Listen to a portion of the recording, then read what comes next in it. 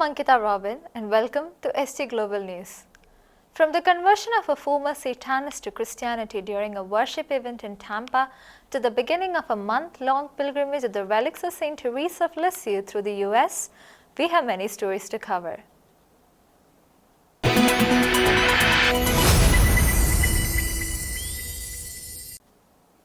The University of South Florida became the site of a powerful faith gathering as more than 7,000 students filled the Yuengling Center to worship Jesus at the Uniteus campus event. The night saw over 1,000 public decisions for Christ and more than 300 baptisms, many in a makeshift pool in the back of a pickup truck. The growing Uniteus movement, which began at Auburn University in 2023, is now inspiring campuses across the nation with its message of hope and renewal. University of South Florida in Tampa, USA is once again moving hearts of thousands of college students. More than 7,000 young people filled the Yuengling Center to worship Jesus on September 24th, while hundreds publicly declared their faith at the Uniteus campus event. The ministry shared that they even saw over 1,000 decisions for Christ and more than 300 water baptisms in a makeshift baptismal pool in the bed of a pickup truck. The Instagram post read, "What a night, Tampa. There is more of God happening in Gen Z, and we got to witness just a glimpse of it tonight. Thank you, Jesus." End quote. According to news reports, the organization traces its beginnings to a September 2023 event at Auburn University Neville Arena, where 5,000 students gathered to worship Jesus. Following the event, 200 students were spontaneously baptized in a nearby lake. One student named Ree made public declaration for Jesus and stepped away from the demonic bondage. She said, quote, "I denounce witchcraft and I denounce satanic worship in Jesus' name." End quote. Uniteus founder and evangelist Tonya Prevet shared that she started getting contacts from all over the nation saying that they are desperate, their friends are committing suicide. They want Uniteus in their campus. Uniteus has gained national recognition as a movement making a lasting impact. As part of its mission to share the gospel with students nationwide, the organization stopped at USF for the second campus visit of their 2025-26 school year. Pastor Jonathan Pokulda, a speaker of Uniteus, spoke about the challenges many students are dealing with. He said they are coming in burdened by guilt and shame, STDs, unwanted pregnancies, abortions. Some are still carrying the weight of things from just the night before, like pornography. And here in Uniteus, we are pointing them out to one and only who can truly address their sin, Jesus Christ. The ministry has additional events planned this year at college campuses in Tennessee, Arizona, Ohio, and North Carolina. For the first time in history, a pro-life nativity scene will be displayed at the Vatican this Christmas. The display, titled Gaudium, is being created by Costa Rican sacred artist Paula Soto and will be installed in the Pope's 6th audience hall. The crib will feature unique elements including ribbons symbolizing lives saved from abortion and prayer intentions from children at Costa Rica's National Children's Hospital. For the first time in history, a pro-life nativity scene will be displayed in the Vatican for Christmas 2025. The nativity scene, titled Gaudium, will be created by Costa Rican sacred artist Paula Soto, and it will be installed in the Pope's 6th audience hall. The announcement was made by Costa Rica's ambassador to the Holy See, Federico Zamora. Ambassador Zamora said that he had been seeking authorization from the Holy See for a Costa Rican nativity scene to be displayed at the Vatican for years. Initially, authorization had been granted for 2027, but for reasons of priority, Costa Rica was selected to produce this year's nativity scene in the Pope's 6th auditorium. This will also mark the first time a Costa Rican nativity scene is displayed in the Vatican. Paula Sainz, the artist behind the project, said that she has drawn from both Eastern and Western traditions to create the nativity scene. She has combined Eastern iconography and Western nativity figures to produce a display in which traditions are interweaved.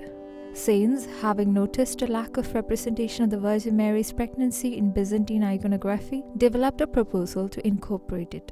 Accordingly, the nativity scene she is creating will present two representations of Mary. During Advent, Mary will be depicted seated, cradling the child within her womb. On Christmas Eve, this will be replaced by an adoring Mary with the baby Jesus placed in the crib. Other figures in the nativity scene will include Saint Joseph, the three wise men, shepherds with their sheep, an ox and a donkey. Two angels holding a ribbon proclaiming Gloria in excelsis Deo will be placed above the crib. The straw in the crib will be represented by ribbons in cream, beige, gold and brown, each ribbon symbolizing a life saved from abortion through the works of 40 Days for Life and FMC.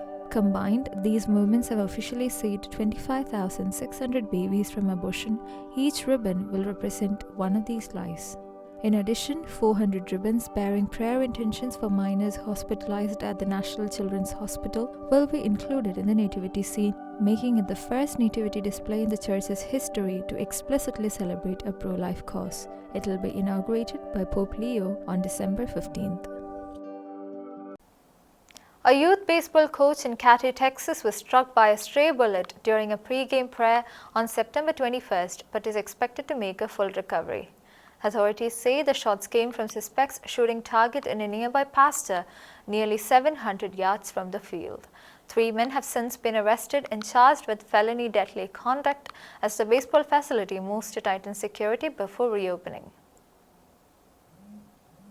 A Texas youth baseball coach was shot during pre-game prayer at the RAC Youth Baseball Field in Katy, located 50 miles west of Houston on September 21st. The coach is expected to make a full recovery after being struck by a stray bullet. Deputies from the Waller County Sheriff's Office responded to reports of gunfire shortly before 10 a.m. On Wednesday, September 24th, the Sheriff's Office announced that 3 suspects had been arrested in connection with the shooting. 23-year-old Mahmoud Abdul Salam Rababa, 21-year-old Ahmed Maveed, and 27-year-old Mustafa Muhammad Matalga. Sheriff's investigators found that the shots were fired from a nearby pasture toward the field shortly before a youth baseball game was about to start. One of the bullets hit the coach of Houston Warriors in the upper arm. According to officials, each suspect has been charged with deadly conduct for discharging a firearm, a felony offense, and is being held on a $100,000 bond. In a statement released on September 21st, the RAC initially reported that the gunfire appeared to originate from recreational shooting on a nearby property, and the authorities had been alerted about potential illegal hunting in the area. The organization later clarified that the suspects had been target shooting approximately 700 yards away from the baseball field. Following the incident, the RAC announced it would suspend all practices at the facility until September 29th and pause all tournaments until October 4th. Additionally, they plan to implement increased security measures for all future tournament weekends. The statement further noted that the RAC is eager to welcome back its players, coaches, and families, with their safety and peace of mind remaining a top priority. The Catholic Church in England and Wales is celebrating 175 years since the restoration of its hierarchy following centuries of suppression after the Reformation. The anniversary marks the issuance of Pope Pius IX's 1850 papal bull Universalis Ecclesiae, which re-established dioceses and appointed Nicholas Wiseman as the first Archbishop of Westminster. Cardinal Vincent Nichols has issued a pastoral letter highlighting the Church's resilience and the unity of Catholics across the country. The Catholic Church in England and Wales will celebrate the 175th anniversary of the restoration of the Catholic hierarchy on Monday, September 29th. This marks the anniversary of the papal bull Universalis Ecclesiae issued by Pope Pius IX, which re-established the Catholic hierarchy in England and Wales and created 13 new dioceses. The Catholic hierarchy in England had been dismantled during the Reformation in the 16th century, when King Henry VIII broke from Rome and suppressed Catholic dioceses. For nearly 300 years, Catholics were overseen only by vicars apostolic without a normal diocesan structure until the papal bull of 1850 restored full diocesan governance. On September 29, 1850, Nicholas Wiseman was appointed the first Archbishop of Westminster and was elevated to the rank of Cardinal the following day. This September, the 10th successor of Cardinal Wiseman, Cardinal Vincent Nichols, issued a pastoral letter to mark the anniversary. In the letter, Cardinal Nichols highlighted the resilience of the Church in England, noting that it has survived and been fruitful despite wars and international conflicts. He also emphasized that faith and love for Jesus Christ unite all Catholics in the country, regardless of nationality, culture, identity, or race. To mark the occasion, the diocesan archivist, Father Nicholas Schofield, has compiled a readily accessible history of the Archdiocese of Westminster for its members. Israeli Prime Minister Benjamin Netanyahu delivered a combative speech at the UN General Assembly, vowing to destroy Hamas despite boycotts by Arab delegates. He rejected a two-state solution as sheer madness after the October 7 attacks, comparing it to giving Al-Qaeda a state near New York after 9/11. Netanyahu also denounced countries recognizing Palestinian statehood, saying it rewarded terrorism. He concluded by pledging Israel's military campaign in Gaza would continue until Hamas is eliminated.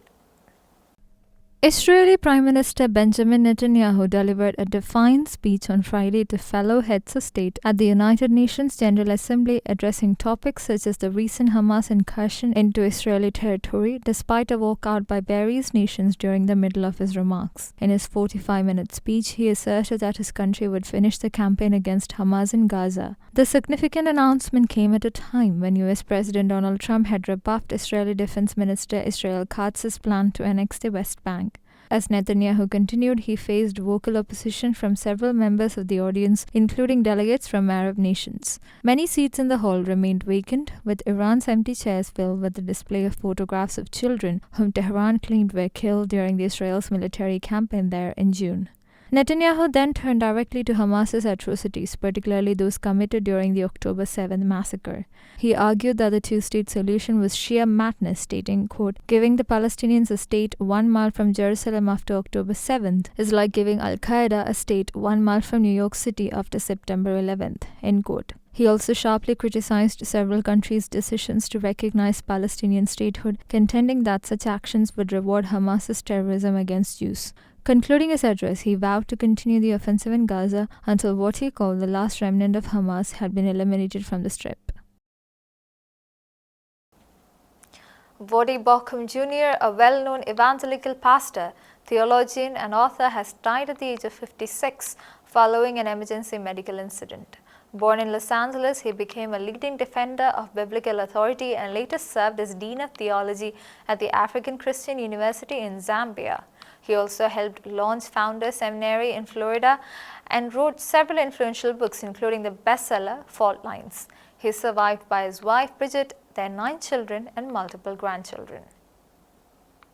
Vodi Baucham Jr., a prominent evangelical pastor, theologian and author, died on September 25, 2025 following an emergency medical incident at the age of 56. Born on March 11, 1969 in Los Angeles to a single mother, Baucham emerged as a vocal defender of biblical authority and a significant voice in cultural apologetics. He served in pastoral roles in Houston before relocating to Lusaka, Zambia, where he became Dean of Theology at the African Christian University, educating and mentoring Christian leaders across Africa. Baucham authored widely read books such as Family-Driven Faith, The Ever-Loving Truth, and Fault Lines, last of which became a bestseller and positioned him as a leading critic of social justice. Others include his wife Bridget and their 9 children and multiple grandchildren. The relics of Saint Teresa of Lisieux will tour the United States beginning October 1st in connection with the 100th anniversary of her canonization. The month-long pilgrimage will include 40 stops across 11 states, giving the faithful a chance to venerate the beloved little flower. This marks the relics' first return to the US in 25 years since their last visit in 1999. The relics of Saint Teresa of Lisieux will tour the United States beginning October 1st as part of the Jubilee celebrations and the 100th anniversary of her canonization. The month-long pilgrimage will include 40 stops across 11 states, offering the faithful the opportunity to venerate the mortal remains of the young Carmelite nun who died in 1897 at the age of 24. The relics of Saint Therese, who once expressed a desire to travel the whole earth to spread the gospel, first began touring internationally in 1994 and have since visited more than 70 countries. In 2025, they have already made stops in Benin, Canada, Lebanon and Germany, drawing thousands of pilgrims. The US tour, taking place 25 years after the relics last visited in 1999, will begin at the National Shrine of the Little Flower Basilica in Royal Oak, Michigan, where they will remain for 8 days starting October 1st, the Saint's Feast Day. The visit will also coincide with the shrine's centenary as a parish. After traveling to sites across the nation, the relics will conclude their American pilgrimage in Florida, with final details to be announced later. That's all for today. Until we meet again, God bless and thank you.